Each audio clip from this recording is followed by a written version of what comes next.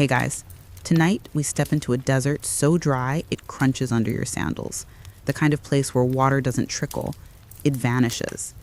You're trudging through sun-bleached silence, sand stinging your face, when someone offers you a bowl of faludi, icy noodles soaked in rose water.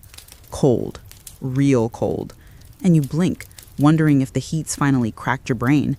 But no, this is real. You're eating a frozen dessert in ancient Persia, in the desert. And somehow, no one's panicking. This isn't science fiction. This isn't magic. This is engineering so bold it looks like defiance baked in mud brick. And here's the kicker. You probably wouldn't survive one full day out here. Not without what they built. No shame in that. Most of us wouldn't. So, before you get comfortable, take a moment to like the video and subscribe, but only if you genuinely enjoy what I do here. And tell me where you're listening from and what time your clock whispered bedtime. Now, dim the lights, maybe turn on a fan for that soft background hum, and let's ease into tonight's journey together. You squint across the blinding horizon. In the shimmering heat, something rises out of the sand. Not a mountain, not a tent. It's smoother, rounder, like a dome half buried in the earth. As you get closer, it towers above you, an enormous, ancient structure built of sun-dried mud bricks, reaching into the sky with calm authority. You're looking at a Yakhchāl, a word that literally means ice pit in Persian. But it's so much more. It's part freezer, part time machine, part Middle Eastern magic trick. At first glance, it seems almost plain, just a giant beehive-shaped dome. No wires, no humming, no frostbitten compressors wheezing in the corner. Just silence, shade, and a deep promise to outlast the sun. You step closer. The temperature drops. You hadn't realized how hot your skin felt until this very second. A gust of air, cooler than logic, greets you at the entrance. You duck into a narrow tunnel and immediately feel the difference, like walking into a cave carved from cold itself. The light dims, the silence deepens, and your heartbeat slows with it. Inside, it's massive. The walls curve upward like the ribs of some sleeping giant. The floor slopes gently downward, leading you deeper underground. You realize you're not just inside a building, you're inside an engineered climate. It's cooler here, not a little cooler, shockingly cooler. And below your feet, ice, stored, stacked, wrapped in straw, just sitting there in the middle of the desert like it belongs. Historians still argue whether these Yakhchāls were built primarily to store ice brought down from the mountains in winter or to make it on site using clever physics. Some say it started with snow hauled in by donkey caravans. Others swear the Persians were freezing water in shallow pools at night using something called nocturnal radiative cooling. Either way, they agree on one thing. By 400 BCE, Persia had refrigeration. Real, functional, reliable ice storage in a land where shade itself is precious.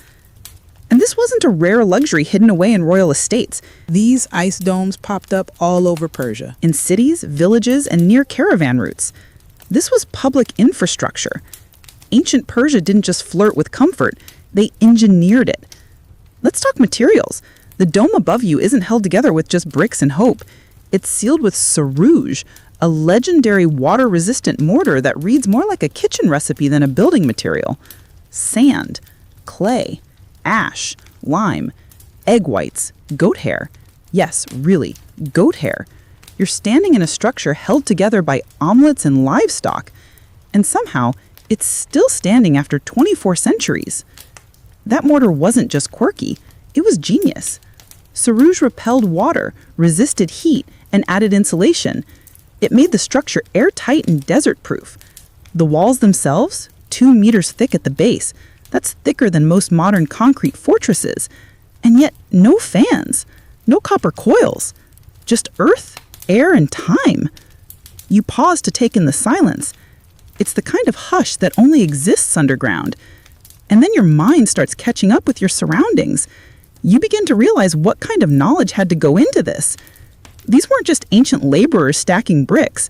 These were people with a practical understanding of thermodynamics before it had a name.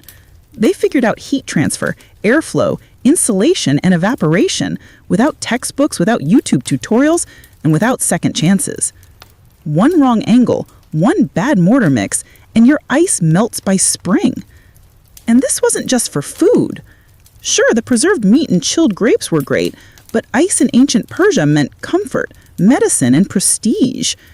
Imagine treating a fever in July with a cold compress, serving sherbet to honored guests, selling chilled drinks in a dusty bazaar. You're not just making life better, you're making it luxurious. Here's a fun side note. Some Yakhchāls had water run down the outside of the dome during the day. Why? To cool the surface through evaporative cooling. Water evaporates, heat is pulled away, and suddenly, your giant adobe igloo is even cooler. It's the ancient version of misting fans on a patio, minus the electric bill. You glance up. At the very top of the dome, there's a small vent. It's more than decorative. That's part of the solar chimney effect. Hot air rises inside, exits through the top, and cooler air is pulled in from vents near the base. A constant cycle of natural convection, passively regulating temperature like a breath. The whole thing, it breathes. And it works, because it has to. You're standing in the middle of a desert where daytime temperatures easily soar past 45 degrees C. But inside here, it feels like spring. Cold air doesn't rush in. It lingers, like it's found a home. The thing is, you don't need to fully understand the science to feel the wonder. You just have to stand in the shadow, taste the coolness on your tongue, and recognize what it is. Survival, made beautiful. You've stepped into a paradox, a place where ice lives in fire, where human will bends natural law, and where sand and sweat gave birth to one of the most elegant climate control systems ever built. And we're just getting started. You blink a few times to adjust to the dim light. The inside of the Yakhchāl is quieter than you expected, hushed, as if the walls themselves are listening. And maybe they are. After all, these walls have outlasted empires, earthquakes, and a few over-ambitious restoration projects. You reach out and touch the surface. It's cool, rough, and solid, like stone with a memory. You walk slowly now, tracing the curve of the interior. Every step echoes softly, absorbed just enough to remind you this is no ordinary dome. This place was designed, not guessed, not stumbled upon, but deliberately engineered to perform a thermal magic trick, again and again, year after year. You crane your neck to study the shape above. That tall, tapering dome isn't just for show. It's the secret to this structure's breathing rhythm. The design promotes a natural airflow system, the solar chimney effect. Warm air inside rises toward the apex, escapes through a vent, and draws in cooler air from below. That constant circulation helps regulate the temperature even when the desert outside is throwing a tantrum. And outside, you'll find even more cleverness. Most Yakhchāls were built with their entrances facing north, away from the worst of the sun's wrath. But it's the walls, the dome's thickness, that really defy belief. 2 meters thick at the base, built layer by layer with a strange recipe of sarouge mortar, sand, clay, lime, goat hair, and egg whites. Let's talk about that. Imagine the moment someone said, "You know what this mortar needs? A couple eggs and a handful of goat fluff." Historians still argue whether the formula came from years of testing or one accident involving breakfast and a dusty construction site. But whatever the origin, it worked. Sarouge made the walls water-resistant and thermally insulating. The more you think about it, the more it feels like ancient science wrapped in folk wisdom. Then there's the geometry. The shape of the dome is conical, almost beehive-like. That isn't for aesthetics. The angle is calculated to reflect sunlight during the hottest parts of the day and maximize the dome's structural strength. Even the outer surface was often left rough intentionally to diffuse the sun's rays and reduce surface heat. That's not decoration, that's strategy. You step back out into the sunlight and circle the dome. What strikes you next are the shade walls, massive east-west oriented barriers usually constructed to the south of the ice production pools. Their job? Block the sun. And not just generally, they're positioned to cast strategic shade over shallow water channels during winter days. That shading drops the temperature in the pools dramatically, up to 20 degrees Celsius cooler than exposed ground. That's enough to freeze water at night. You look down into one of the Yakhchāls, those long, shallow pools carved into the earth, sometimes stretching 100 meters or more. In the dead of winter, water was poured into them.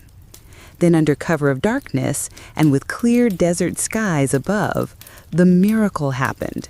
Nocturnal radiative cooling. The earth loses heat into the black of space. And when the air is dry and the sky is clear, that process is supercharged. So even when daytime temps were above freezing, the water in these shallow pools would freeze overnight. In the right conditions. You rub your arms just thinking about it. In a land where people bake bread on stones, ancient engineers figured out how to make ice. Outdoors. No wires, no gas, just physics and patience. Then came the harvest. Workers would chip away the thin sheets of ice in the morning and carry them into the belly of the Yakhchāl, where they'd be packed in layers with straw, brushwood, or reeds. Over time, those layers turned into thick blocks. By spring, you had a glacier underground, waiting to be sliced and shared. Here's where it gets even more fascinating.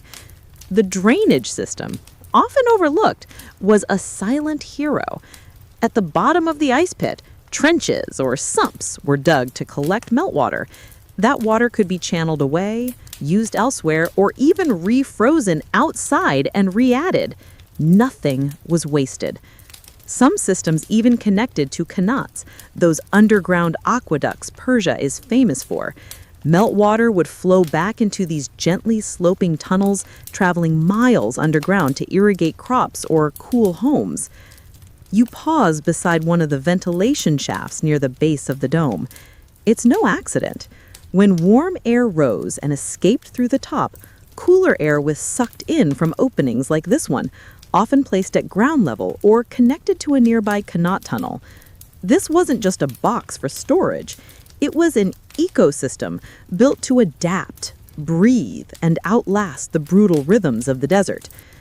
And if you're wondering how well it worked, well, let's just say that some Yakhchāls could hold up to 5,000 cubic meters of ice. That's enough to chill every fruit stall from here to Babylon. In some places, the domes rose 15 to 18 meters above the sand. Beneath them, ice pits stretched 10 meters deep, lined with sarouge, sealed tight, and shaded by the dome itself. You realize now, this wasn't a novelty. This was infrastructure.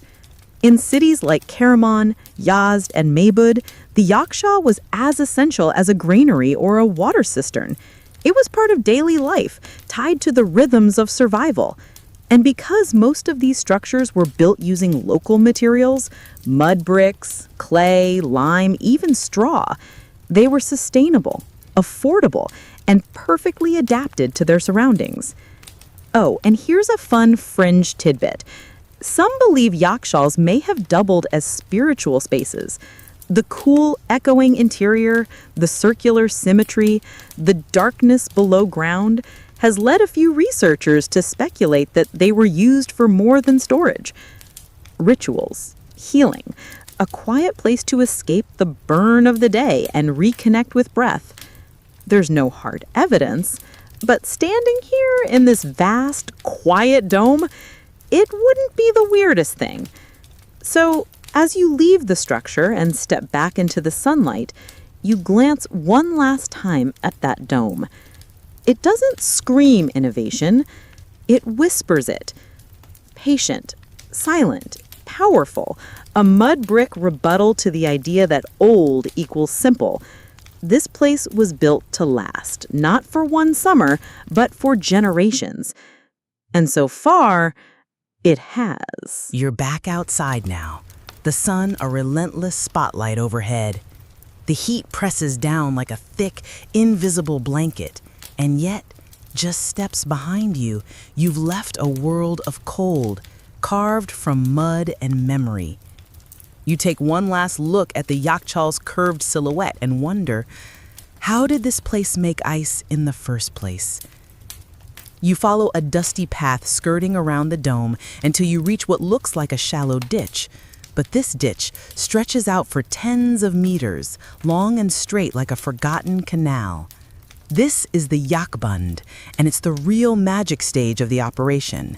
In winter, water was poured into these open pools, carefully timed for when the skies were clear and the desert nights reached their coldest. Here's the science. Even if the air temperature didn't drop below freezing, the heat from the water could still radiate upward, out into space. It's called nocturnal radiative cooling, and it's the kind of trick that only works when the air is bone dry and the sky is cloudless. Lucky for Persia, the desert specialized in both. Water, left exposed in these shallow trays, radiated its heat away into the night sky. By morning, the surface would be frozen, even if the air never dipped below zero. Thin ice sheets formed silently while the stars looked on. Historians still debate just how consistent this process was. Some say ice was formed every night for weeks on end during winter. Others believe it was less predictable, requiring patience and constant monitoring. But everyone agrees, the process wasn't an accident. It was designed, and it was used for generations. You crouch down and run your fingers through the gravelly bottom of the Yakhbund. It's shallow, only about half a meter deep. This wasn't about storing water. It was about spreading it thin, giving it maximum exposure to the sky. The pools were long, wide, and dark, sometimes lined with baked bricks to minimize absorption. And beside them rose those towering shade walls, 10, sometimes 15 meters high, running east to west like monolithic guardians. These walls weren't there for decoration. Their sole purpose was to block the low-angle sun of winter days. By shading the pools during the daylight hours, they ensured the water didn't absorb heat before nightfall. That meant when the stars came out, the cooling process could immediately begin. The water started cold, and it only got colder. No wasted energy, just pure thermal discipline. You imagine the workers waking before dawn, bundled in wool, shuffling out across the frost-bitten ground to harvest the night's work. They'd scrape the ice with wide blades, stacking the sheets into bundles, then haul them into the heart of the Yakhchāl before the sun could undo their progress. Over and over again, night after night, until the pit below the dome was filled like a frozen time capsule. And it didn't end there. The Persians weren't just brilliant at freezing water. They were masters of managing melt. Once the ice was in the pit, insulated with straw and protected by sarouj-sealed walls, it could last for months, even into the full blaze of summer.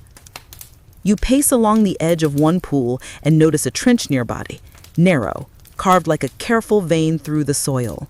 It's part of the drainage system, designed to collect meltwater from the base of the ice pit and move it elsewhere. That water could be reused, or sometimes allowed to refreeze outside. In some advanced designs, it even re-entered a qanat, one of Persia's subterranean aqueducts that channeled groundwater across vast distances using gravity alone. Now imagine that, meltwater, once thought lost, being pulled back underground to help make more ice. You're looking at a civilization that saw feedback loops not as modern design theory, but as obvious necessity. Here's a quirky fact. In some Yakhchāls, especially the grand ones, there are stories of spiral staircases descending into the ice pits, not for drama, for function. Workers needed a way to access ice in stages, even as it melted, stacking and retrieving from different levels as the season shifted. Some accounts describe dual entrances, one from the north for workers and one from the south for loading. Logistics, mapped in mud. You notice now how every single component plays its part.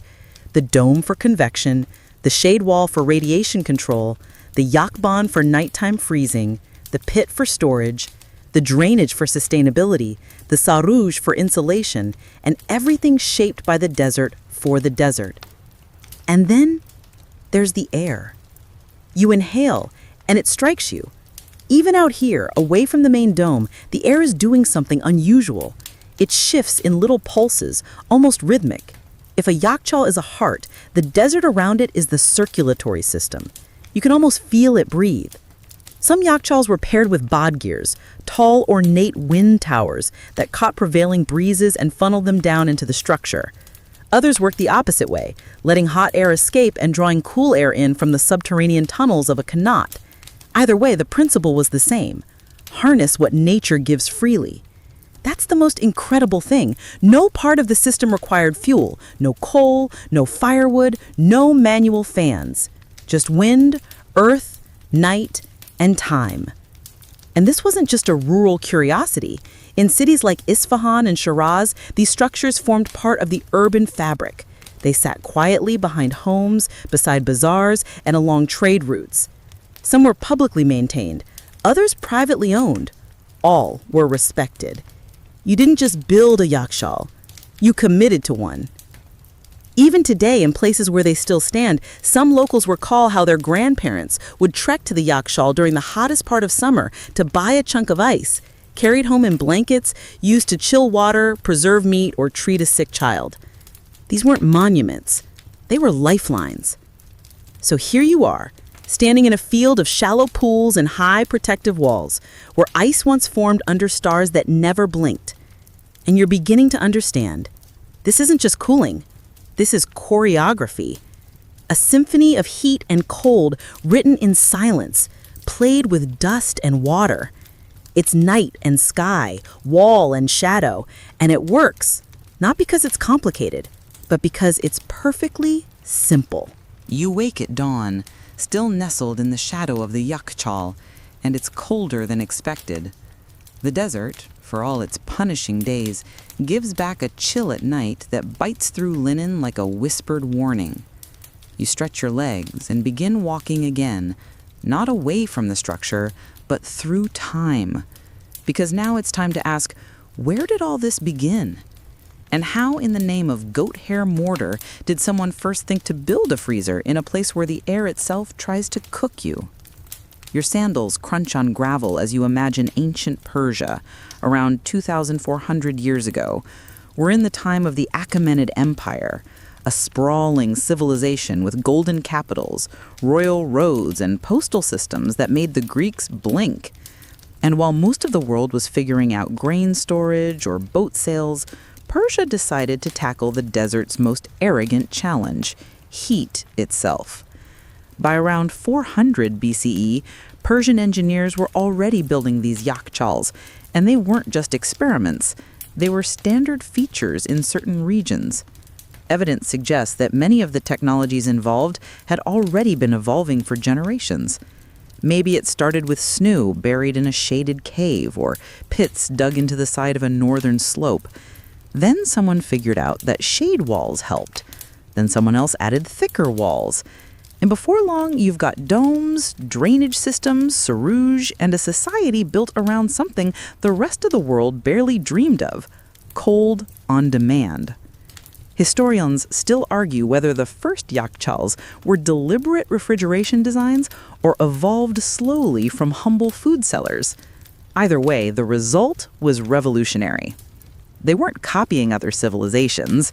There were no schematics from China, no scrolls from Rome. What they built from observation, trial, error, and a deeply intuitive understanding of their brutal environment. You round a bend and find yourself staring at the remains of a much older structure. The walls are sunken, the dome collapsed long ago, yet even in ruin, it holds its shape. You crouch and imagine how this looked centuries earlier. Fresh mud bricks, walls glinting with moisture, voices calling out in the morning frost. But here's something strange. Most of the surviving Yakhchāls we can see today, they're not actually from 400 BCE. Many were rebuilt again and again through later dynasties. The Safavid era, 1501 to 1736 CE, was a golden age for Yakhchāl refinement. Cities like Kashan, Isfahan, and Maibud boasted domes taller and more elegant than ever. European travelers like Jean Chardin documented them in 17th century sketches, wide-eyed at how Persians used no electricity yet served chilled fruit in a marketplace. So, what happened to the originals? Well, mud brick doesn't last forever. The earliest structures, especially those not continuously maintained, crumbled under erosion or were repurposed, their materials reclaimed. But the idea? The design? That persisted. These fridges were rebuilt on the same footprints, century after century, like the wisdom was built into the land itself. You pass a pair of twin domes in the distance, part of a Qajar-era Yakhchāl built in the early 1900s. Even that late, the tradition endured. People still needed ice, still loved their sharbat cold. And even as kerosene fridges started appearing in big cities, rural Persia clung to the dome. One reason for their persistence, their placement. Yakhchāls weren't randomly scattered. They were carefully located, just like wells and water wheels, near towns, markets, caravan stops, and always within reach of a qanat or a reliable water source. A Yakhchāl without water is just a fancy oven. You trace your finger along a carved stone, its grooves smoothed by time. Some archaeologists believe these were inscribed cooling dates, etched marks tracking the best days for freezing or harvesting ice. Others think they're just decorative. No one knows for sure. That's the thing about this kind of ancient tech. It was so functional, so embedded in daily life, that no one thought to write a manual. Here's a quirky footnote. In northern Iran, where winters were colder, some Yakhchāls didn't even need domes. They were dug directly underground, vaulted chambers, sometimes lined with stone or fired brick. The ground itself did the insulating. Some were so effective that snow collected and stored in January was still being chipped away in July. One famous example, the Epochal, was little more than a 12-meter-long ice tunnel. No fancy dome, just clever geography. But in southern Iran, where even winter was mercilessly mild, the design adapted again. Instead of deep pits, builders used pool fridges, deep water basins with tall northern walls. They relied almost entirely on radiative freezing and heavy insulation after the ice was formed. Few of these survive today. They were simpler, more exposed. But their bones still lie beneath villages now paved over with asphalt and satellite dishes. You pause by a shaded courtyard, once part of a caravanserai. Ice would have been delivered here, on donkey back, wrapped in straw and canvas, sold by the block, not cheap, but not exclusive either. Records from travelers like John Fryer in the 1600s tell of how even the poor would spend their last coins to buy snow and a bit of tobacco. He wrote, "Half for bread, half for ice." That's how deep the craving for cool ran. And while other ancient civilizations had cold storage, like China's Lingyan ice cellars or Rome's Novaria, the Persians may have been the first to manufacture ice as part of a public process. Not just collect it, not just trap it, make it. Routinely, reliably. You squint toward the desert hills. Somewhere beyond those rocks, other domes stand. Some restored, some buried. All witnesses to a war with heat that Persia refused to lose. And as the sun begins to climb higher in the sky, you find yourself whispering the obvious. They won. You wander now through a half-abandoned town, narrow alleys of mud walls, half-collapsed arches, and the occasional whiff of dried rose petals lingering where a market once buzzed. The sun is high, the shadows sharp. But as you round a corner, something stops you. It's another Yakhchāl, this one restored, gleaming slightly in the harsh light, its familiar dome rising like a quiet monument. It's empty now, no ice inside, no workers scraping frost from stone, but its presence still radiates a kind of quiet power. You step into its shadow and feel it again, that hush, that cool whisper, that invitation to remember. Because this isn't just architecture, it's culture. To understand the impact of the Yakhchāl, you need to imagine daily life in ancient Persia, markets brimming with apricots and figs, woven baskets of dried dates, meat sizzling over flame. And yet, over it all, ice. Real, honest-to-God ice, stored, preserved, and used. This wasn't just a mechanical marvel. It changed how people lived. Start with food. Perishables that would rot in hours during summer could now last for days. Meat stayed fresh, fruits could be chilled, dairy could be stored longer. This wasn't just about survival, it was about variety. Suddenly, menus expanded, options grew. The elite feasted not only on preserved foods, but on cold delicacies that impressed visiting dignitaries. And let's not forget the frozen desserts. You think slushies are a modern invention? Persia was making falude, thin vermicelli noodles served with semi-frozen rosewater syrup, long before the West knew what a freezer was. Add a drizzle of sour cherry syrup or a few slivers of lime peel, and suddenly you're not surviving the heat, you're thriving in it. Even chilled drinks became a staple. Sharbat, a sweet herbal infusion, was served cold at summer banquets. In some cities, ice was crushed and added to pomegranate juice or mint tea, creating drinks that not only refreshed, but dazzled. Guests were floored, travelers were stunned. And if you were lucky enough to attend a royal banquet, oh, you'd be sipping snow-cooled wine while sitting in a silk robe. Humble brag, Persian style. But it wasn't all luxury. The cold had medical value too. Fevers were treated with cold cloths, injuries were soothed with snow, and in some cases, cold water and ice were used during childbirth to reduce swelling or help recovery. It's the ancient version of a cold compress, and it wasn't rare. Here's where things get beautifully unexpected. Over time, the Yakhchāl stopped being just a utility and started becoming a symbol of wealth, yes, but also of hospitality, generosity, and sophistication. To offer your guests a chilled drink wasn't just refreshment, it was a statement. You are welcome. You are honored. I'm resourceful enough to tame the desert itself for your comfort. Historians still debate whether smaller towns had full Yakhchāls or simply accessed traveling ice from larger cities, but archaeological traces suggest that even modest communities had some form of cold storage, maybe not a grand dome, but perhaps a simple underground chamber, shaded and layered with straw, used to store small amounts of ice or chilled goods for festivals, ceremonies, or special visitors. And for those who didn't have their own, no problem. Ice was sold in city markets, in caravan stations, in the backs of shady courtyards. You could walk up with a few coins and leave with a fist-sized chunk wrapped in palm fronds. In some cities, delivery services existed, donkeys hauling shaved ice in clay pots, covered in cloth and sold by weight. You could even buy flavored ice on the street. Sound familiar? By the 17th century, Western travelers were both amazed and a little jealous. The Persians, one wrote, seemed to hold dominion over fire and ice in equal measure. Another observed that even beggars were buying snow in summer, proof that while the product was prized, it wasn't locked behind privilege. And still, it's not just the practical or pleasurable uses that mattered. The Yakhchāl had become something deeper in the collective imagination, a triumph of order over chaos, of coolness over cruelty, of mind over matter. In Persian poetry, cold often symbolized clarity and wisdom.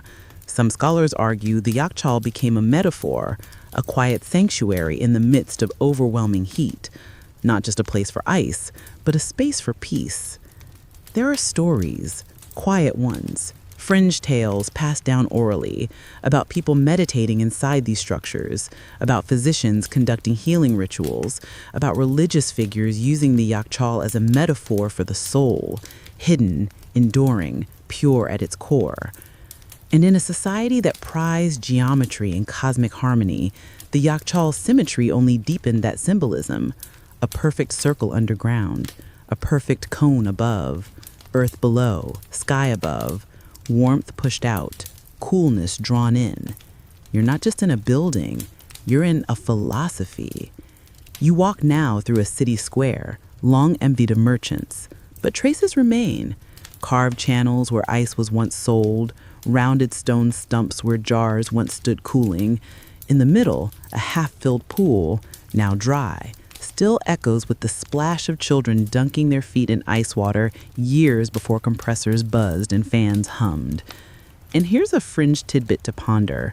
Some Yakhchāls, it said, had names. Not functional names, proper names, like a ship or a temple. They were part of the community, revered, maintained, celebrated. One dome in Yazd was even blessed during Nowruz, the Persian New Year, as a symbol of renewal and preservation. Because this was more than a fridge. It was presence. It was promise. It was Persia saying, even here, where nothing should survive, we can flourish. You wander deeper into the old quarter of a desert town, crumbling stone alleys, half-buried stairwells, and the occasional glint of glazed tile that once decorated water basins. The further you walk, the fewer the people, the more the buildings lean in, whispering memories. And that's when you see it again. A Yakhchāl, barely standing, its dome half collapsed, ribs of brick poking through like the bones of a sleeping giant. It looks forgotten, abandoned. But this isn't just the ruin of a building. It's the quiet funeral of a technology. Because once upon a time, every city and town, from Yazd to Kerman, from Shiraz to small villages skirting the Lut Desert, had one of these. Sometimes two, often more. Each one unique, adapted to local climate, regional materials, and communal needs. But all of them served the same sacred function: defy the desert. So what happened? It starts innocently. Around the late 1800s and early 1900s, technology began to shift. Railroads brought goods from cooler climates. Mechanical ice machines were invented. Refrigeration, once an idea wrapped in cerage and straw, became a buzzing, humming box you could plug in, assuming you had electricity, of course. At first, only the wealthy had access. Imported ice was still expensive. Mechanical refrigeration was rare, loud, and prone to breaking. But by the 1930s and 1940s, the white box was shrinking, getting cheaper, more durable. Power grids were expanding, at least in urban Persia. The Western fridge was here, and the Yakhchāl didn't stand a chance. You can imagine the first time someone walked past the old dome carrying a bag of ice cubes from a modern shop. No donkeys? No straw? No pre-dawn scraping of frozen channels. Just press a button. Chill a drink. Done. A miracle in a box. Historians still argue whether the Yakhchāl disappeared because of true obsolescence or because people stopped valuing slowness. One thing is clear. Within a generation or two, maintenance of these structures dropped off. Domes crumbled, pools filled with dust, walls were scavenged for bricks. In some towns, no one even remembered what the thing was for. An old well, some said. A broken shrine. Time was not kind to the domes that had once bottled it.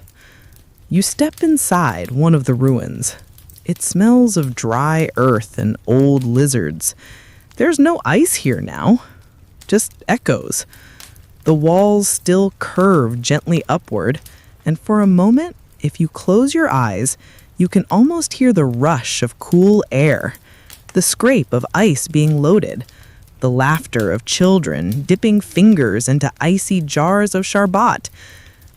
And then the moment passes. But here's where the story takes a turn. Because right now, yes, today, people are starting to remember. Not just historians and archaeologists, but architects, climate scientists, and engineers. Why? Because the world is heating up. And our white boxes, miraculous as they are part of the problem. Air conditioning, refrigeration, industrial cooling, they use power, a lot of it. And that power often comes from sources that warm the planet further. So the more we cool ourselves, the more we heat our world. It's the worst kind of irony. But ancient Persia, as it turns out, might have the blueprint for a better way. You stroll through the city of Yazd, where the desert sun still rules and many homes still use traditional architectural cooling systems. Some of the Yakhchāls here have been restored, not just as museums, but as experimental sites. Engineers and scholars are testing their performance again, measuring thermal retention, running airflow simulations, and the results are quietly astonishing. Take this. In one model, a traditional Yakhchāl structure with 2-meter-thick adobe walls lined with sarouge and straw was found to have a U value, that's a measure of heat transmission, comparable to high-end modern insulation. But that's not the real magic. The real marvel is thermal lag. Modern walls, like concrete or foam insulation, heat up and cool down quickly. But a Yakhchāl's thick, earthen walls take days, sometimes weeks, to pass external heat to the interior. It's like a time delay for climate. That means if you load a Yakhchāl with cold during the winter, it can stay cold deep into summer. No wires, no power, just intelligent design and the natural rhythms of the earth. Some modern architects are taking that principle and asking, what if we build homes like this again? Not domes in the desert, but urban schools with thick insulating walls, data centers cooled with wind catchers, greenhouses that regulate temperature passively using underground chambers inspired by Yakhchāl pits. You pass a construction site.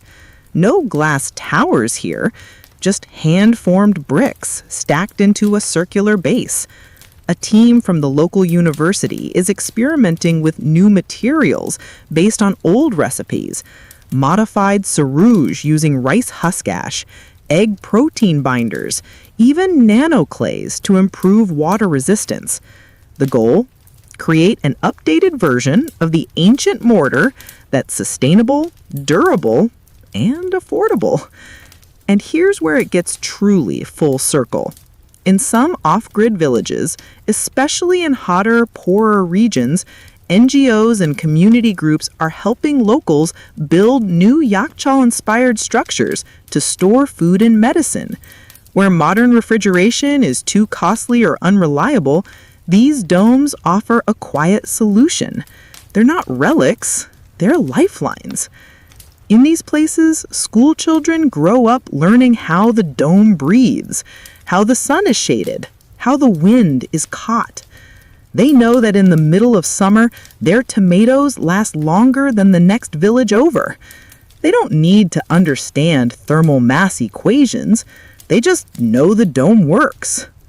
You pause beneath one such dome. This one's new, built only 3 years ago. There's a plaque out front, not in marble or gold, but wood. It reads, "In honor of our ancestors who cooled the world without burning it." You stand in the shade and realize something simple. This is how wisdom survives, not just in books, but in walls, in recipes, in habits passed down by sun and sweat. Here's a quirky twist for you. Some architects have even started incorporating Yakhchāl aesthetics into modern eco-design. Office buildings with conical ventilation towers, cafes shaped like mini domes with internal cooling pits. A few might be gimmicks, but more and more the line between fashion and function is blurring. And in a warming world, that blur may save lives. So the Yakhchāl didn't vanish after all. It rested, waited, and now, as the ice melts faster than ever before, it's rising again. Not as nostalgia, but as relevance. Not because it was old, but because it was right. You sit now on a warm stone ledge overlooking a wide plain, golden with sand and pale shrubs scattered with the faint bones of old cities.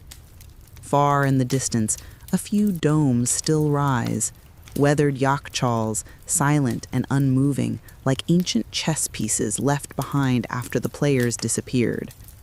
But as the light shifts and the desert wind stirs, you start to see the bigger picture. The Yakhchāl wasn't just a marvel of architecture, it was a complete system, a network, a philosophy of cold in a world of heat.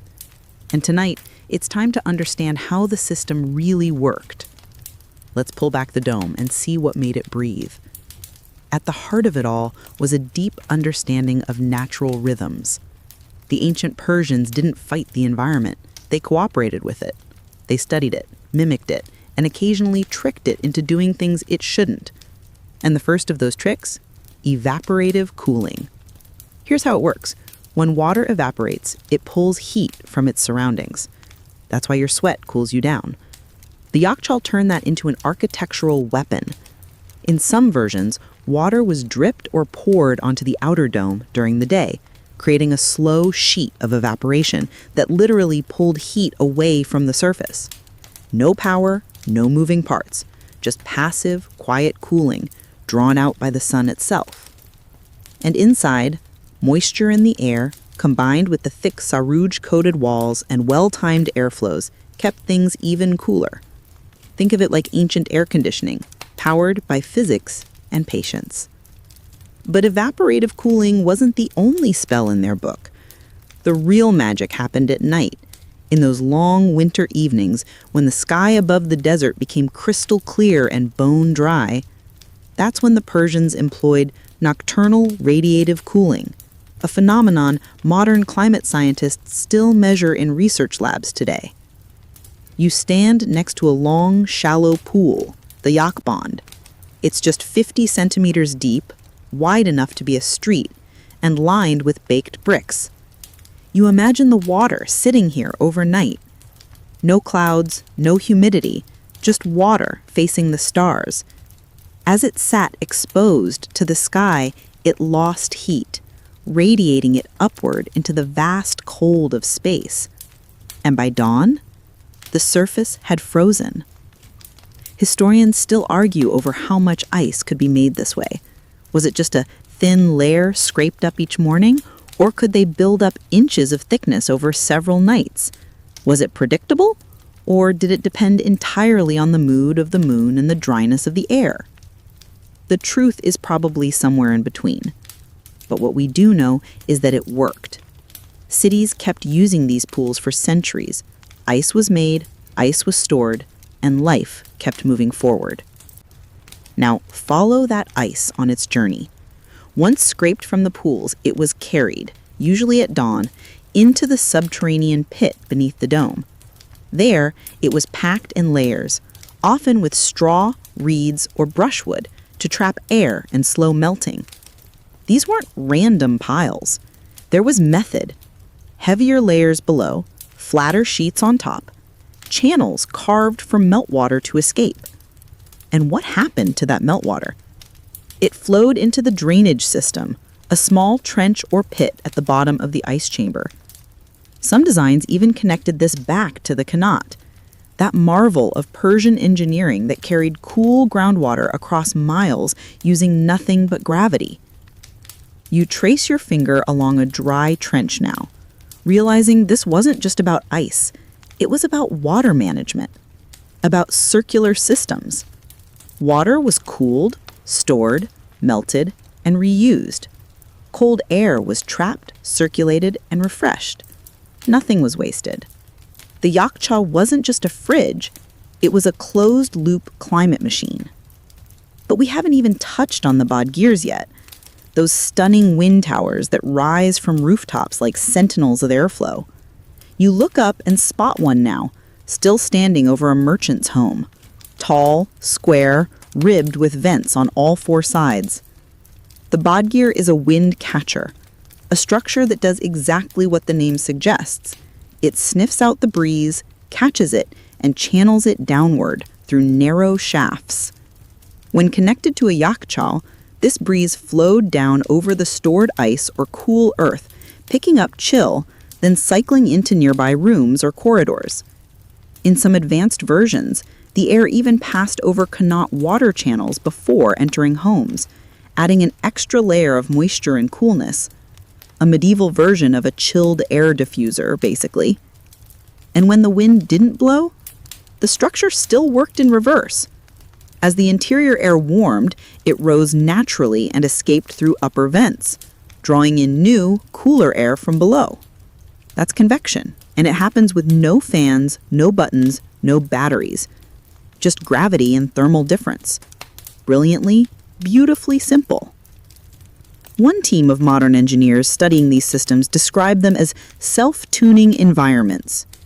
That means the Yakhchāl and its connected parts, pools, towers, tunnels, responded automatically to changes in the environment. As temperatures shifted, the building shifted with them. Not by force, but by design. You lean back against a sun-warmed wall, half in the light, half in the shade. And it hits you. The genius wasn't in doing something hard with limited tools. It was in doing something timeless with what was available. No magic materials, no rare elements. Just earth, air, water, and firelight, tamed by geometry. Here's a fringe tidbit to round things off. Some researchers believe that Yakhchāl construction included acoustic considerations, that the curved interior, much like a dome in a mosque, created sound traps that helped silence outside noise, keeping the interior calm and still. Could that be true? Maybe, maybe not. But when you sit inside one and hear only your own heartbeat, it's hard to doubt. And as you rise to your feet and step away from the pool, the full map of the Yakhchāl system settles in your mind.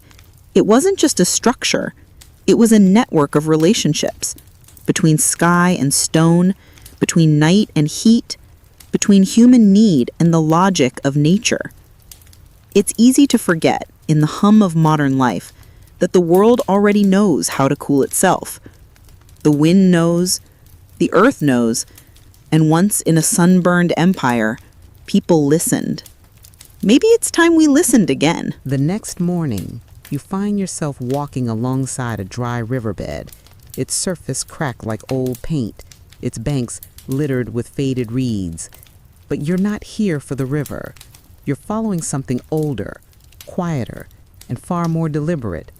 The line of a qanat. It doesn't look like much at first, just a series of small mounds spaced every few dozen meters, each with a dark, round hole in the center, like the eye socket of some buried creature. But these are no ruins. These are access points, vertical shafts that descend deep into the earth, connecting the surface to an underground world of flowing water. And if the Yakhchāl was the Persian answer to cooling, the qanat was its lifeblood. To understand the true scale of Persian refrigeration, you have to understand how water got there in the first place. Most people think deserts are dry because they lack water. Not quite. Deserts often have water. It's just hidden, deep below the surface, trapped in aquifers or slowly seeping from mountain snows. The genius of the qanat was that it tapped this hidden water and brought it home, without pumps, without engines, without draining the land dry. You stop beside one of these shafts and peer down. It's dizzying. A vertical tunnel plunging tens of meters into the earth, lined with stone or brick, still cool even under the rising sun. These shafts were dug by hand, laboriously, carefully, over months, even years. Then, once deep enough, a horizontal tunnel was carved, stretching from the mountain source to the village, gently sloping down to allow gravity to carry the water. It's one of the oldest and most sustainable water transport systems in the world, and it's still used today. Historians date qanats back to at least 1000 BCE, but some argue they're even older. There are records of qanats in use during the Achaemenid Empire and later during the Parthian and Sassanid eras, feeding water not only into cities and farms, but also into Yakhchāls. Because here's the beautiful part. The qanat didn't just supply water, it cooled it. You kneel beside one shaft and feel the air drift upward, a chill breath from the earth's throat. That's no accident. Water flowing through a qanat stays cool, often around 10 to 15 degrees C, because it's shielded from sunlight and surface heat. So when it reached the Yakhchāl, it didn't arrive warm. It arrived pre-chilled, ready to freeze under starlight or store in shaded pits. Some of the most advanced systems even ran qanat water beneath homes or through bod gears, funneling cool vapor directly into rooms. No cords, no fans, just intelligent hydraulics and well-tuned design. You pass through a dusty orchard now, rows of withered trees, their roots once fed by this buried river. A stone marker bears a nearly faded inscription. Our water walks beneath our feet. You think about that. The idea that the land hides its gifts, and only those who listen and dig will receive them. And the digging was no joke. Qanat construction required mastery, not only of geology, but of patience. Workers, known as muqanis, descended into the earth, carving tunnels by lantern light, judging slope and depth by instinct, chipping through rock with hand tools. One miscalculation, and the tunnel flooded or collapsed. Yet thousands of these systems were built, some stretching over 50 kilometers in length. Even more incredible, they almost required no maintenance. Once built, a qanat could flow for centuries. Some in Iran today still do. Now step back and imagine the full picture. An underground river drawn from a distant mountain, flowing through hidden veins, cooling as it travels. It reaches a village Yakhchāl where some is stored, some is frozen, some is channeled through homes and courtyards. Children bathe in shallow basins fed by qanat water. Merchants pack jars of yogurt in the shade. A grandmother soaks towels in cool runoff to lower her son's fever. All without a drop of fuel, all without a single moving part. And yet, we almost forgot. By the late 19th century, many qanats were abandoned. Drilled wells and electric pumps were cheaper and easier. Why dig for a year when you could drill in a week? But the cost was hidden. Wells lowered the water table, often permanently. The land dried. Qanats failed. Fields withered. And suddenly, centuries of balance, of slow, deliberate water use were gone. Historians still debate whether modernization was the death of sustainability or just a missed opportunity for fusion. Could modern tech have improved qanats rather than replace them? Could solar pumps have revived slow flow without draining aquifers? Questions, mostly unanswered.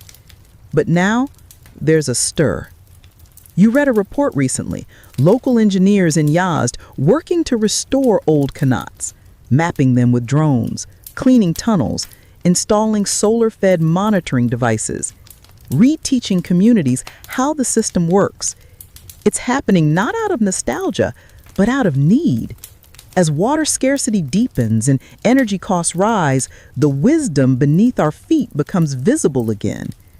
And once you see the pattern, you can't unsee it. Yakhchāl and qanat, dome and tunnel, cold and water, passive cooling above, passive flow below. One holds still, one moves gently. One captures air, the other captures water. Together, they form a complete survival loop.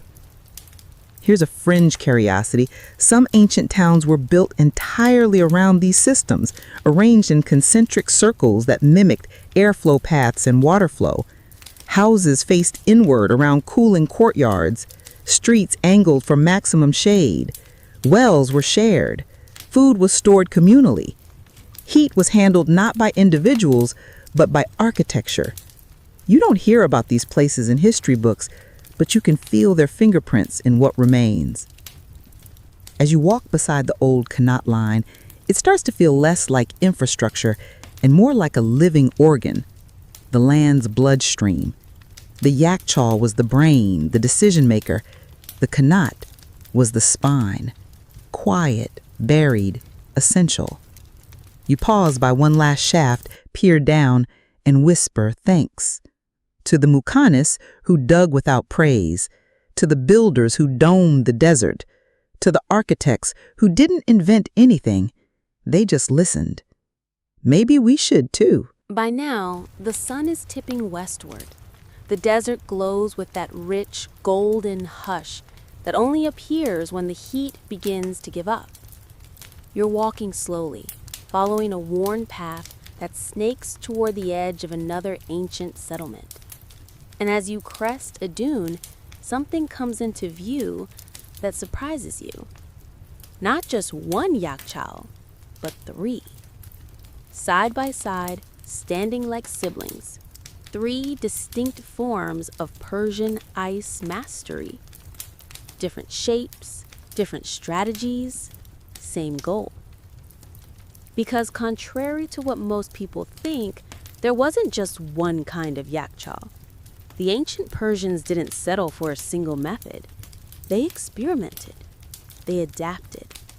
And what worked in the shadow of the Alborz Mountains wasn't what worked in the scorched plateaus of Yazd or the humid fields near Shiraz.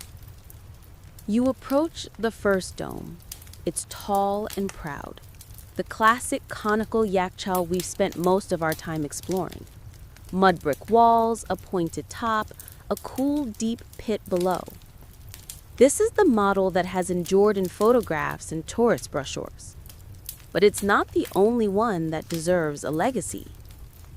Next to it is a second, subterranean Yakhchāl, low to the ground, almost hidden. At first glance, it looks like a simple hillock, but a carved stone staircase leads you down into a vaulted underground chamber. There's no dome, no tower, just cool earth and arched ceilings, damp with old memory. This type was common in northern Iran, where winters were naturally colder and ice could be gathered in bulk from snowfalls.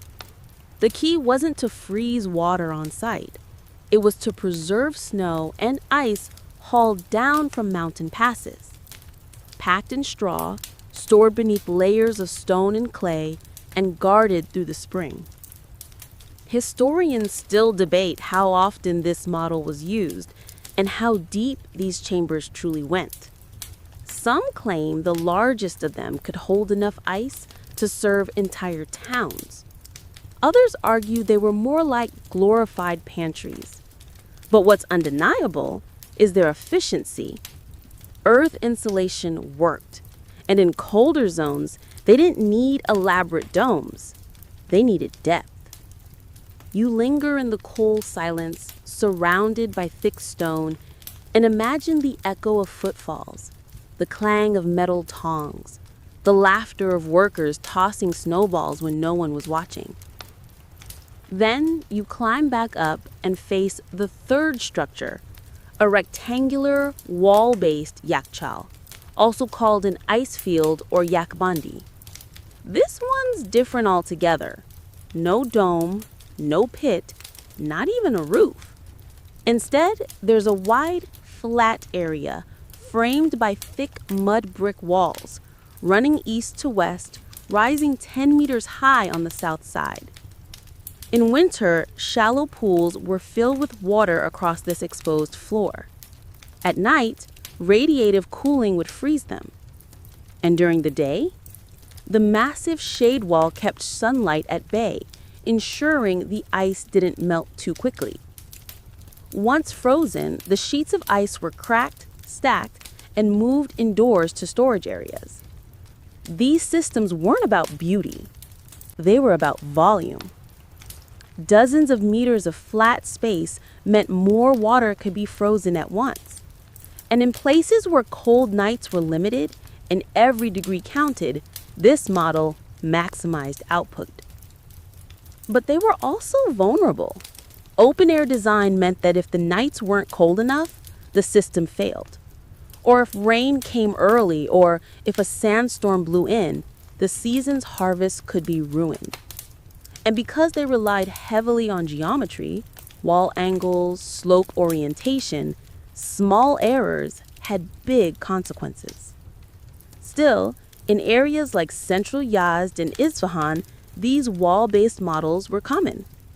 Less elegant than domes, but no less brilliant. You run your hand along one of the brick walls and feel the heat it still radiates hours after the sun touched it. A reminder, this design worked with precision. Each of these three types, the domed, the underground, the wall-based, responded to different environmental realities. They weren't mass-produced, they were crafted. And that's something modern designers are rediscovering. Not every climate needs the same solution. The Yakhchāl wasn't a singular idea. It was a modular system. In today's terms, we'd call it climate-specific architecture, building for the weather you have, not the one you wish for. Some modern architects are even experimenting with hybrids, a partial dome combined with underground insulation, passive solar chimneys linked to water-cooled tunnels. One team in southern Iran is testing a modular Yakhchāl farm, a series of wall-based freezing beds connected to a centralized cold chamber that uses both convection and evaporation to store ice for use in agriculture. It's not nostalgia, it's necessity. Because as climate change alters the predictability of seasons, the future may not be about finding one new way to cool things down. It may be about rebuilding flexibility, the very thing ancient Persians embedded into their designs over centuries. Here's a fun fringe fact. In a few rural regions, Yakhchāl competitions existed. Neighboring communities would compare whose ice lasted longer into summer, whose structure could hold more, which design fared best during unpredictable winters. Bragging rights, yes, but also an informal data set passed down generation after generation. You chuckle imagining two village elders arguing over dome slope ratios while drinking chilled pomegranate juice. Practical engineering meets proud tradition. You walk now between the three structures. Their difference is no longer confusing, but clarifying. Each one answers a different question. Need long-term storage in a frigid region? Dig underground. Need mass freezing capacity in a flat, dry plain? Build ice fields with shade walls.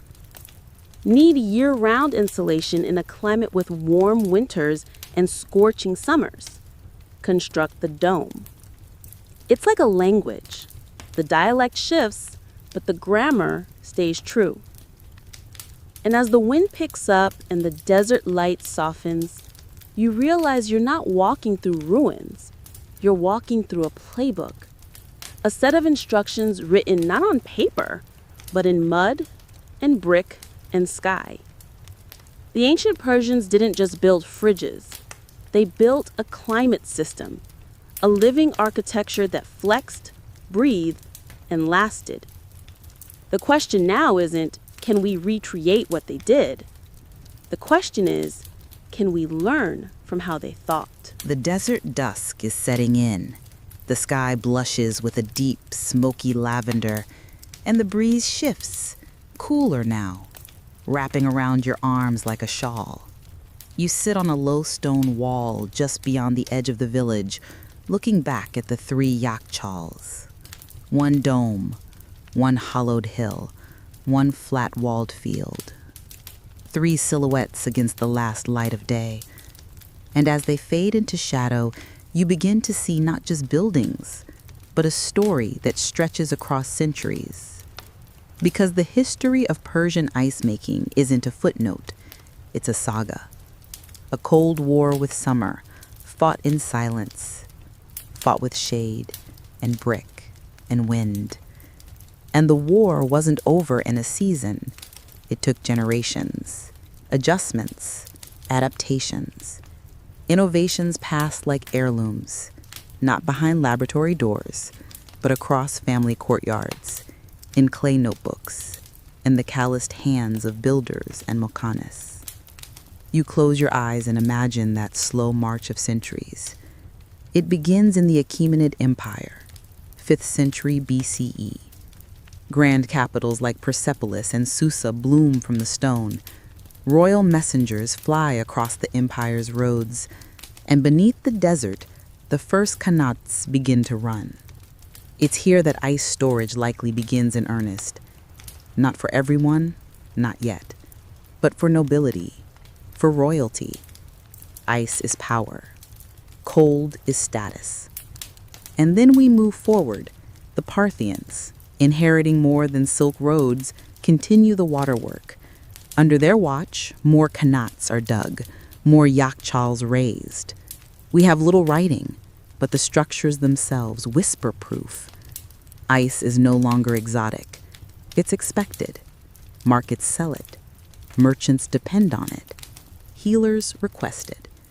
Then come the Sassanids, an empire of infrastructure. These are the ones who standardized, scaled, and refined. Yakhchāls become more uniform in shape. Shade walls get taller. Drainage systems improve. We start to see entire towns built around the principles of airflow, shade, and water conservation. Historians still debate how widespread Yakhchāl use was by the 6th century CE. Some argue it was limited to central Iran, near the Kavir. Others believe the system had spread as far as modern-day Afghanistan and Iraq. Archaeological records are incomplete, but literary hints, poems, court records, travel logs suggest a cultural expectation. Ice in summer, even if it cost you. Fast forward to the Islamic Golden Age. Now we're seeing something new, documentation. Scholars in cities like Nishapur and Rai write treatises on architecture, airflow, thermodynamics, though they don't call it that yet. Engineers like Al-Kharaji start mapping out the mathematical models of water flow and qanats. There are even references to cold preservation chambers in texts on medicinal practices. Ice has moved from novelty to necessity. By the Safavid dynasty in the 16th and 17th centuries, the Yakhchāl has reached its full potential.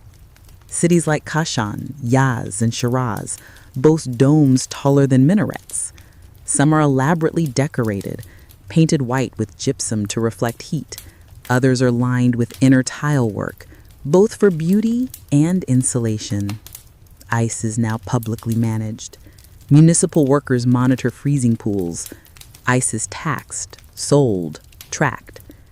Foreign travelers take note. Frenchman Jean Chardin, visiting in the 1670s, writes of Persians eating ice cream in the bazaar. English merchant John Fryer marvels at how desert heat is tamed with ice, harvested as grain. They can't believe it, and frankly, neither can their readers. And then the fall begins, slowly, quietly. The Qajar era brings modernization and confusion. European influence floods in. Gas lamps, steel mills, railroads. Cities begin to swell.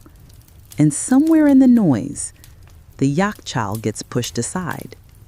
Mechanical refrigeration arrives. At first, it's a novelty, then a luxury, then a standard. By the 1920s and 30s, ice-making machines are replacing human labor. By the 1950s, fridges are entering homes, at least in Tehran and other big cities. In rural villages, the domes still stand, but fewer people go. Some are shuttered, others collapse during storms. And suddenly, 2,000 years of thermal wisdom vanish like mist. What's strange, though, is how gradual it was. No one declared the Yakhchāl obsolete. It just faded, replaced by something quieter, colder, more convenient. until the only people who visited the domes were old men with memories and the occasional goat. Still, the story doesn't end in ruin, because even during this decline, the idea of the Yakhchāl lingered in words, in metaphors, and the late people designed courtyards and built walls, and how they understood wind and silence and sun. That's the thing about deep infrastructure. It doesn't just shape the land, it shapes the mind. You remember a conversation with a local historian in Kerman. He said, "The Yakhchāl isn't just a place, it's a way of thinking." At the time, you smiled politely. Now you understand. Because the Yakhchāl teaches slowness. It teaches patience. It teaches you that sometimes, to stay cool, you have to build for months to prepare for days of relief. It reminds you that the best solutions don't need to be plugged in. They just need to be placed well. Here's a quirky twist to this whole Cold War. In the late 1980s, during a period of economic hardship, some villagers in eastern Iran reopened their old Yakhchāls. Fridges were breaking, power was spotty, summer was brutal, so they went back to the domes. They cleared debris, recoated walls, and waited for winter. Ice returned. The kids were amazed, and from that seed, a few architects and scholars began to ask, what else have we forgotten? Today, in places like Yazd and Maybud, you'll find reconstructed Yakhchāls alongside modern museums. Some are for tourists, but a few still store ice, quietly, just in case. Because the war with summer never ends. It just gets hotter. You stand now at the edge of the town, the last rays of sunlight stretching long and thin across the plain. Behind you lies 1,000 years of ice. In front of you, the challenges of a warming world. And somewhere in between, the soft breath of a dome still cooling the air. The stars have fully emerged now, scattered like crushed salt across a deep blue velvet sky. You're lying on your back near the edge of a cracked stone terrace, the heat of the day still radiating faintly beneath you. But there's a chill in the air too. Thin, dry, ancient. The kind of chill that once froze water into glassy sheets under the stars. You close your eyes and ask the question that's been humming at the edges of every dome, every trench, every echoing chamber. How did it actually work? Not just in concept, but in the exact scientific sense. Because for all the poetic beauty and architectural elegance, the Yakhchāl is, at its heart, a machine of physics. And understanding it means slipping not only into history, but into thermodynamics, convection, and the art of thermal lag. Let's begin with the obvious. To keep something cold, you have to do two things. Block the heat from getting in, and let whatever cold you have linger as long as possible. The Yakhchāl excels at both. You imagine the sun blazing overhead, its rays pounding the surface of the dome. But here's where the ancient design shines. That conical shape you've seen again and again, it's not just aesthetic, it's purposeful. The sloped sides reduce the surface area directly facing the sun throughout the day. The shape also encourages wind to spiral around the structure rather than batter it head on. Less direct heat, less thermal stress. And the materials? Thick mud brick walls, sometimes over 2 meters thick at the base. But it's what they line them that matters most. Saruch. Now, saruch isn't just some old-timey cement. It's a miracle of composite engineering. A blend of lime, clay, sand, ash, egg whites, and goat hair. Each component contributes something. Lime for waterproofing, clay for plasticity, sand for structure, ash for porosity, egg whites as a binding agent, and goat hair, that's for tensile strength. It acts like rebar, tiny organic filaments that hold everything together and stop cracking under pressure. Modern material scientists studying saruch have found it resists water penetration and limits heat transfer. That means it not only insulates, It protects against the slow, sneaky creep of moisture, which can undo insulation over time. Even today, Saruj plaster on the interior of a well-built Yakhchāl feels faintly cool to the touch, like stone that dreams of winter. But insulation's only part of the puzzle. You need air movement too. That's where convection comes in. Hot air rises, cool air sinks, a principle as old as fire. The Yakhchāl exploits this with its dome and its vent. As the interior air warms slightly during the day, it rises to the apex and exits through a small opening. That motion draws in cooler air from near the floor, or even from a connected kanat or badgear. The cycle repeats over and over, day and night. The dome literally breathes. Historians still argue whether this airflow was deliberately tuned or simply a happy accident of geometry, but engineers now agree the passive ventilation system works astonishingly well. In some simulations, air temperatures near the floor of a loaded Yakhchāl were shown to stay 10 to 15 degrees Celsius cooler than outside, even in full summer. You sit up and picture it. Ice stored beneath layers of straw, packed in neat rows. The air around it cool and still. The upper air moving gently, escaping. A cycle of convection cooling, uninterrupted by wires or motors. But wait, there's more. Remember that trench you saw near the bottom? That's not just a drain, that's a heat sink. Meltwater carries away warmth, literally. As ice melts, it absorbs heat from its surroundings in the form of latent heat of fusion.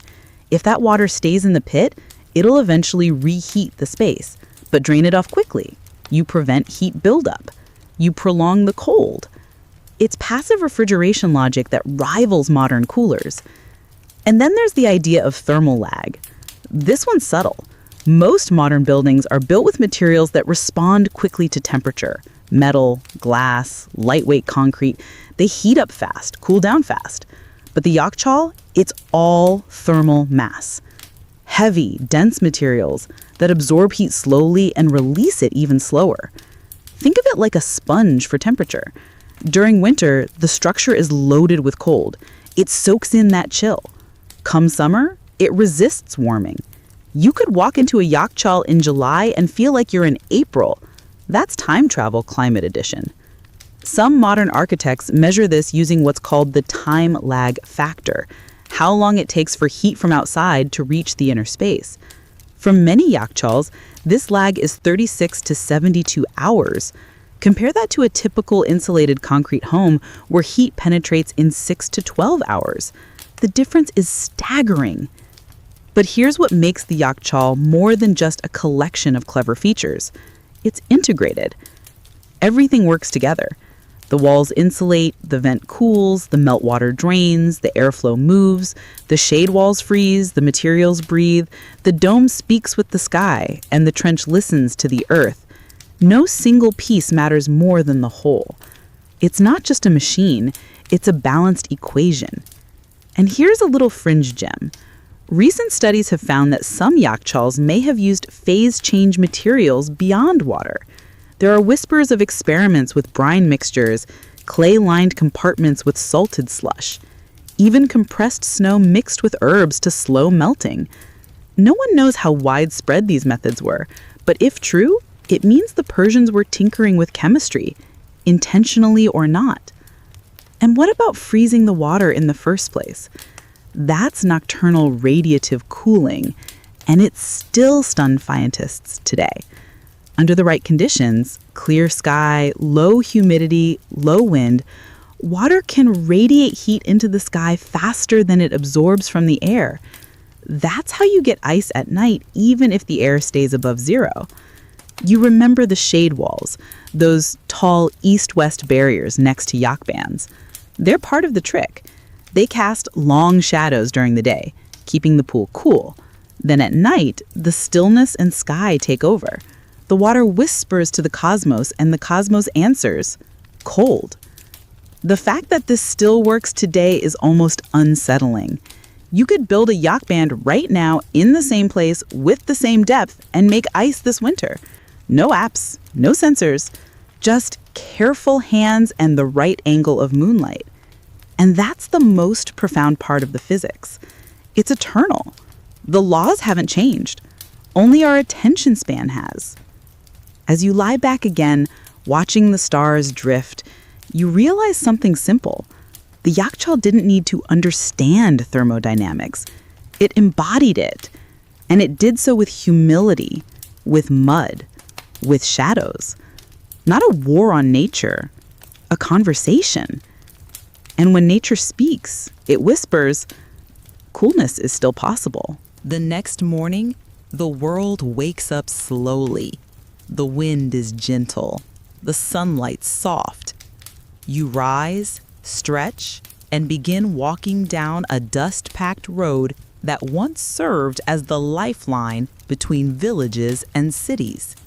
But you're not alone on this path. Today, you're following footsteps from long ago. Not the footsteps of kings or scholars or engineers, but of ice merchants. Yes, in ancient Persia, there were entire livelihoods built around the movement, sale, and delivery of ice. It wasn't just made and stored.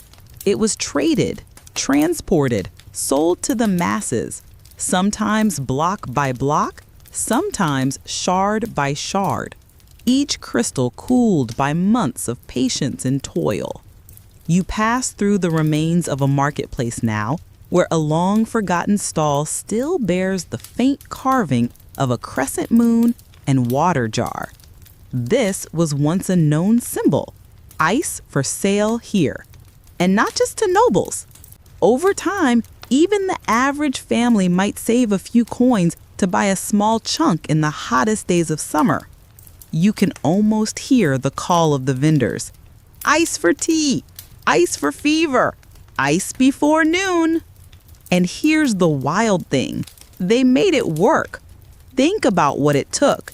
From freezing water in Yakhchāl ponds or gathering snow from distant peaks to transporting it down treacherous slopes, packing it in straw, protecting it from melt, a whole system of ice logistics evolved long before cold chain delivery was a phrase anyone knew. Donkeys were the delivery trucks. Wool-lined clay pots were the containers. Shade and early morning hours were the only preservation strategies. And still, ice arrived. In cities like Yazd or Kerman, records show that ice vendors had assigned routes. They delivered to bathhouses, marketplaces, elite households, and occasionally to street vendors selling flavored snow drinks. In summer, these vendors were celebrities. Kids followed them like modern ice cream trucks. People would line up for a handful of coolness in the blazing heat. What were they buying? Sharbat, a chilled syrup drink made with herbs, fruits, or flower extracts, rose water and sugar, mint and lime, sour cherry and cinnamon, poured over ice and served in simple clay cups. It wasn't just refreshment, it was relief. And in a culture where hospitality was sacred, to offer a guest sharbat on a hot day was the equivalent of offering your best meal. Historians still debate just how affordable this ice was.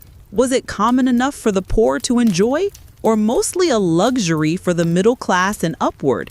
The answer, like most things, depends on the place and period. In larger cities with well-managed yakshas, ice was relatively abundant in early summer and priced lower. In smaller towns or drought years, it was precious. But even then, people would save for it, buy small, use wisely. There's even evidence that ice tokens existed in some regions, small clay or wooden chips traded in markets for a portion of ice, like a ration or a pre-purchased pass. You imagine merchants carrying them around in strings, handing them out with a wink. Come back tomorrow before the noon heat. You reach the ruins of an old caravanserai now, a resting place for travelers along ancient trade routes. And tucked into one corner, beneath the remaining arch, you find it. A stone basin, cracked and dry. A channel beside it once carried meltwater from a nearby storage pit, Merchants would splash their faces here, wash dust from their necks, dip their feet. Sometimes the basin even held salted ice, believed to have healing properties when rubbed on the skin. Here's a quirky fringe detail. In some desert towns, ice wasn't just for cooling. It was thought to hold spiritual cleansing power. Before prayers, a splash of meltwater from the Yakhchāl was used to purify hands and face.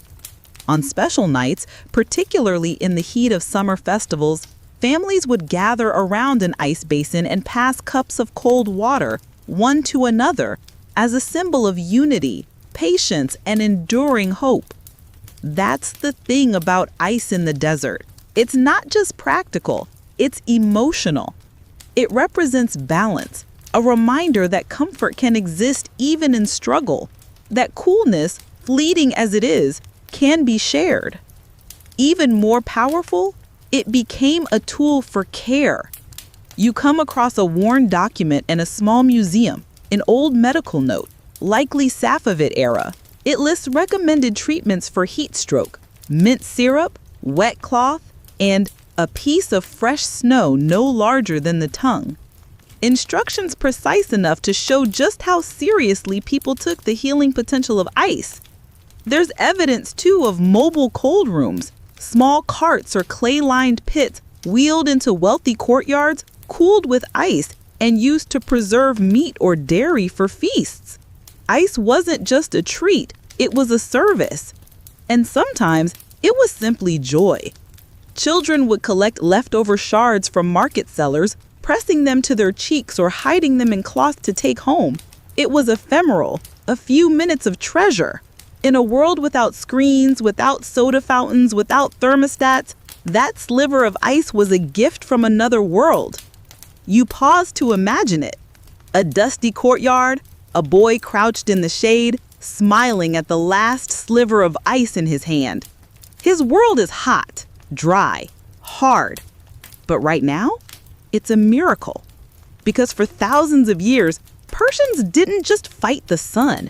They learned how to outwit it. They learned how to turn the air into breath, the night into glass, and a few coins into coolness shared with strangers. Not through conquest, through craft. And you begin to realize, the deeper you go into the story of the Yakhchāl, the less it becomes about engineering and the more it becomes about intimacy, a closeness between people and place, between builder and brick, between water and time. This wasn't just about ice. It was about making the unbearable bearable. And even now, as we surround ourselves with humming machines, it's hard not to feel like something was lost when those merchants disappeared from the streets. Something colder, something kinder. Night has deepened again. The stars overhead glitter like pinholes in the black dome of the sky, sharp and perfectly still. You're walking alone now, deeper into the quiet edges of a desert town. The roads are thinner here, the houses smaller, but the silence, it's thick, comfortable, like the stillness inside a long-forgotten memory. And then you see it, standing at the far corner of a sunken courtyard, a Yakhchāl. Its dome isn't perfect. There are cracks in the plaster, the base crumbling a little where the earth has shifted. But it's been patched. Someone has cared for it. The upper vent is still open, and the doorway, just high enough to duck into, is propped with a clay brick. But what draws you in isn't the dome. It's the person sitting beside it. An elder, draped in a cream-colored shawl, seated on a low bench beneath a trellis wrapped in grapevines. Their eyes are sharp, clear, watching the dome like it's a story still unfolding. You nod. They nod back. And when you gesture at the Yakhchāl, they pat the stone beside them. So you sit. No need for introductions. The place is introduction enough. You ask if they remember when this Yakhchāl was still in use. They smile slow and soft. Of course, I was born into its shadow. And just like that, the past begins to unspool. They speak of winter nights when the whole community would gather at the yak band, those long, shallow pools behind the high walls. It was always cold, colder than your bones preferred. But no one stayed inside. People brought lanterns, torches, blankets. They told stories while the water froze beneath moonlight. They waited for the miracle. And when the ice came, silently, gently, there was no cheering, just nods, smiles, satisfaction. The elder chuckles, like a farmer seeing the first green shoot. Then came the harvest. Before sunrise, the workers gathered. Layers of straw were pulled from storerooms, and the ice, broken into manageable chunks, was hauled down into the belly of the dome. Everyone helped. Children, too. You didn't carry ice, maybe, but you carried tools, or you swept, or you fetched straw. It was a shared task, and no one complained. The dome would fill, layer by layer. Ice, straw, ice, straw, packed like a layered cake made of patience and frost. And then the long wait began. But the waiting was also using.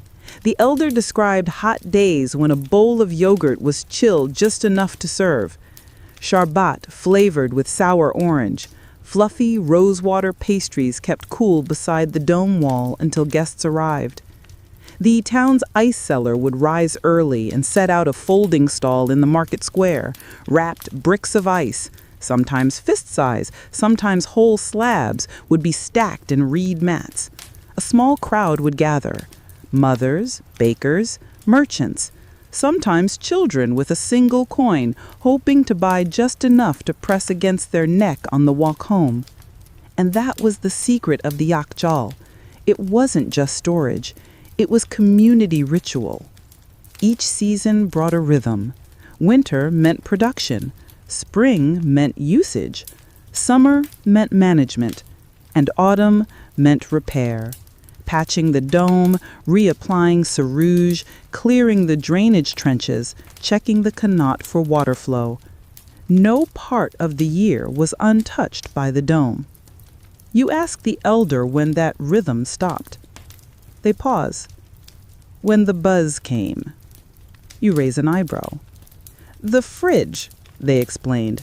The first one arrived in our street like a humming miracle.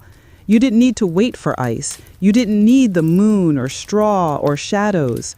Just a plug. And they admit it was amazing. Cold at the press of a button. No waiting. No melting mess. No morning scramble. But it wasn't the same, they said. It worked, but it didn't involve us. Within 10 years, the Yakhchāl was empty. No one harvested anymore. The yak bands cracked from disuse. Shade walls crumbled. The ice seller closed his stall and moved to the city. And the dome, once so alive with shared purpose, sat in silence. Dust took what time couldn't, the elder murmured. Historians still debate whether this loss was inevitable. Some say technology moves forward. Refrigeration was bound to win. Others argue we lost more than we realized. The ritual of slowness, the emotional literacy that comes from depending on your neighbors and the sky. But something beautiful happened here. You look at the dome again and see it's been patched with care. Sarouge reapplied, walls stabilized, a few straw bundles stacked beside the entrance. The elder smiles seeing you notice. 3 winters ago, we tried again.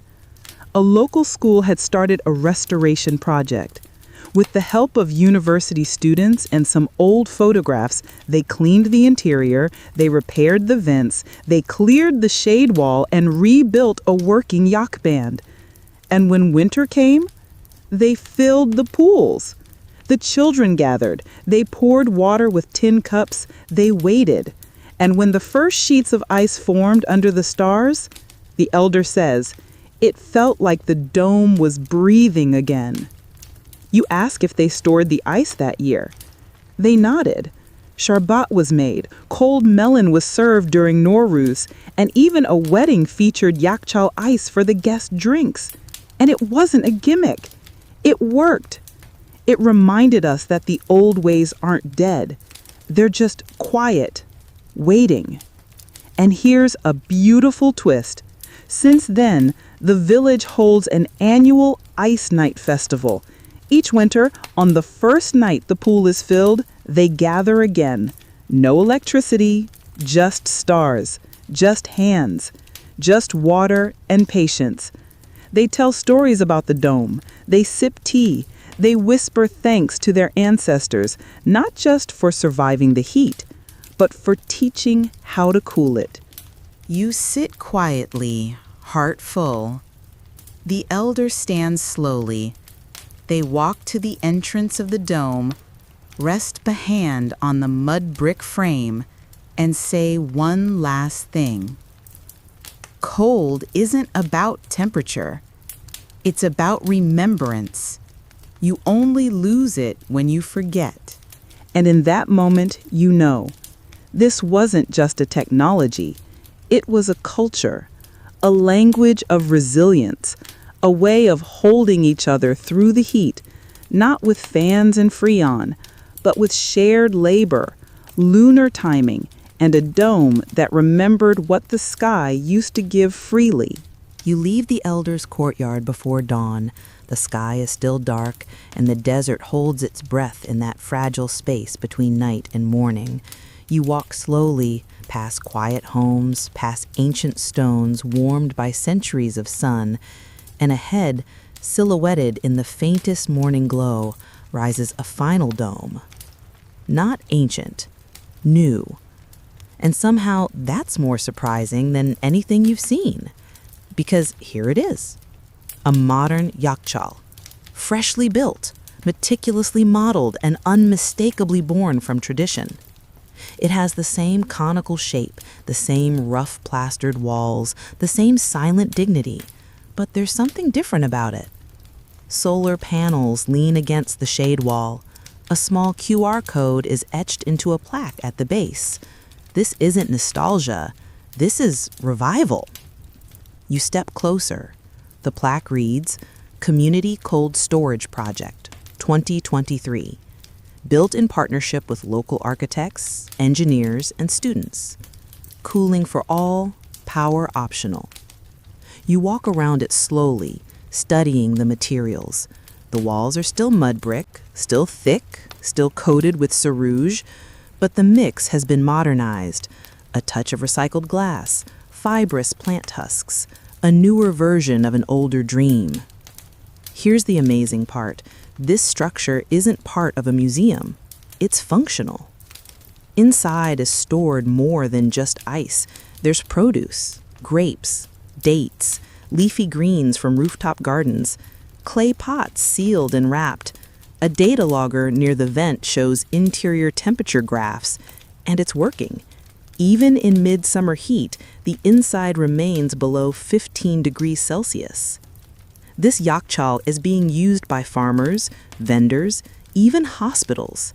Antibiotics, insulin, blood samples, all stored without a generator, without freon, just earth, design, and air. This is the Yakhchāl's resurrection, and it's spreading. You read about other projects too. One in Rajasthan where desert farmers have recreated a dome-shaped zero-energy fridge based on Persian blueprints. Another in Mali where solar chimneys now supplement ancient cooling tunnels. In Egypt, researchers have revived evaporative cooling basins alongside restored domes. Historians still argue about definitions. Is a Yakhchāl still a Yakhchāl if it uses modern tools? Is it a reenactment or a reinvention? But the people building these structures aren't waiting for consensus. They're too busy solving problems. Because here's the reality. Nearly 1 billion people today lack reliable access to refrigeration. That's not an inconvenience, that's a crisis. No fridges means spoiled vaccines, lost crops, malnourished children, and soaring waste. So the Yakhchāl, quietly, is becoming an answer. Not in theory, but in practice. You tour the inside of the new dome. A teenage girl is managing inventory, checking ice packs, weighing produce, logging humidity. She tells you the dome is used by 5 families and 2 vendors. They rotate responsibility for maintenance. She's saving to build one like it at her school. It cost a fraction of a solar freezer, and it doesn't break. You ask her what the hardest part was. She shrugs. The mud. It takes time. Then she adds, almost proudly, but it listens. You pause at that. Because that's it, isn't it? The Yakhchāl listens to wind, to temperature, to silence. It doesn't impose its will, it partners with the world. It bends the rules slightly, respectfully, and makes the desert blink. That's a different kind of power. Not domination, but dialogue. And more, modern architects are paying attention. They've begun rethinking urban cooling strategies, adding wind towers to apartments, underground cooling corridors to malls, thermal mass walls to community centers. A few buildings even mimic the Yakhchāl shape itself: sloped sides, central vent, radial airflow. Some critics say this is just aesthetic, but the results, tangible. One pilot project in southern Iran cut building cooling costs by 40% just by implementing Yakhchāl principles into its design. No machines, no sacrifice of modern comfort, just better thinking. You remember a headline from a recent design journal: "The future of cooling was invented 2,000 years ago." It was an exaggeration. And beyond architecture, the Yakhchāl is re-emerging in education. Schools now teach it as part of climate literacy. Students learn how to build models, calculate insulation, explore energy efficiency through tradition. The dome becomes a classroom. One nonprofit even created an interactive app. You walk around a virtual Yakhchāl, adjust vents, layer ice, change wall thickness, and track how it affects interior temperature in real time. It's not a game, it's training. Because in the years ahead, resilience won't be powered just by innovation. It will be powered by rediscovery. You sit again in the shade of the modern dome, and it's a strange, wonderful feeling to be here, in a moment where ancient technology meets global urgency, where a mud brick cone is more relevant than ever, where slowness has been revalued, where silence has become a design principle. And maybe this is the lesson. We were never supposed to forget.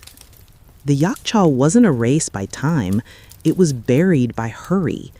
And now that the world is rushing again, faster, hotter, louder, we are starting to remember the spaces that whisper, the buildings that breathe, the systems that wait. Here's a fringe example that proves the point. A group of researchers in Chile, designing a zero-energy storage system for mountainous farms, began independently developing a conical, thick-walled structure. Only later did they learn it already existed, in Persia, in history, in clay. Their innovation was a memory resurfaced. You look around one more time. The dome stands firm, the air inside is cool. A child runs by with a jar of soaked tamarind in one hand and a lump of ice in the other. And for a brief moment, it feels like time is folding, like past and future are overlapping, like maybe, just maybe, we're returning to something we never should have left behind. You rise before dawn on your final day. The wind is still, the desert sky draped in a pre-morning gray that turns everything into silhouettes. Houses, trees, hills, and yes, one last time, a Yakhchāl. You've seen them in ruin, you've seen them rebuilt, you've seen them breathing again. But today, you come not as a visitor, not even as a listener, but as someone changed. Because here, standing before this dome, this quiet earthen monument, you understand something you couldn't have known at the start. This is not a story about refrigeration. It's a story about faith. Not religious faith necessarily, but the kind of slow, practiced belief that people had in things they could build with their hands and trust with their lives. And when you look closely at the Yakhchāl, really look, you see that belief baked into every corner. The shade wall that blocks the first angry breath of sunlight every morning, that's belief in timing. The thin trickle of water that flows into a shallow freezing basin and sits patiently under starlight, that's belief in stillness. The staircases carved into stone pits, layered with straw and sweat, that's belief in persistence. And the dome itself, layered with 100 hands, bound by egg whites and goat hair, built not to impress, but to endure. That's belief in collaboration. Because these structures weren't built by geniuses alone. They weren't hoarded by kings. They were communal, local, iterated across centuries by masons, merchants, mothers, children, engineers, shepherds, and scribes. Everyone had a hand in the cold. You walk a slow circle around this final dome. The air smells of dust and dried grass. There's a cracked reed mat beside the entrance and a trail of damp footprints leading out. Someone's already been here this morning, checking the ice. Inside, the walls curve overhead like a womb of silence. You breathe in. You can still feel it, the dense, layered coolness. Not freezing, but enough to bite your skin just gently. Enough to remind you that something patient has been happening here for a very long time. That's what sets the Yakhchāl apart from almost everything we've built since. It doesn't rush. It doesn't hum. It doesn't require power or passwords or replacement parts. It just works because it was designed with respect for the world it lives in. Architects today call this vernacular design, a fancy way of saying architecture that listens to its place instead of imposing itself upon it. The Yakhchāl didn't fight the desert. It partnered with it. And maybe that's why it lasted. Here's something wonderful. In a recent study of Yakhchāls across multiple Iranian provinces, researchers discovered that local builders modified the dome angles based on wind patterns. The shape wasn't fixed. It was responsive, tuned like an instrument. A Yakhchāl in Perman might rise steep and sharp, while one in Yazd sloped wider and softer. These weren't mistakes. These were dialects of a language people used to speak fluently. And now, with the earth heating up and the power grid straining, more and more people are reaching for that old vocabulary. Engineers are analyzing ancient Saroj with spectroscopy. Climate scientists are studying wind catchers. Designers are modeling city blocks after passive cooling systems. Even governments are reconsidering non-electric infrastructure for vulnerable populations. But the real miracle? It's in the mindset. Because to build a Yakhchāl, you have to slow down. You have to dig by hand and wait for the seasons. You have to understand that ice is not immediate, that cooling is not a right. It's a gift earned by harmony, not force. You have to accept that some things take time. And isn't that a lesson we need now? In a world where everything blinks and buzzes and updates overnight, maybe the most radical act is to build something that works better the slower it goes. That cools not through noise, but through stillness. That doesn't require progress to function, only patience. So you step outside one last time. The sun is just rising now. Its light spilling over the dome like honey over stone. It glows. Not brightly, not loudly, just enough. You press your palm to the mud brick. It's cool. And beneath your hand, the wall hums, not with electricity, but with memory. Of children stacking ice, of elders scraping snow, of strangers passing straw from hand to hand. of communities waiting for the sky to turn clear enough, cold enough, calm enough to freeze water without flame.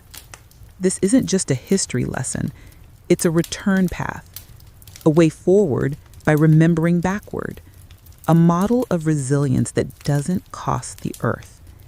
And so you whisper a small thanks, not just to the builders, but to the design itself, to the dome that cools, to the walls that wait, to the wind that listens.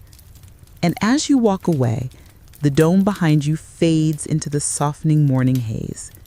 Still there, still working, still waiting for the next season of hands.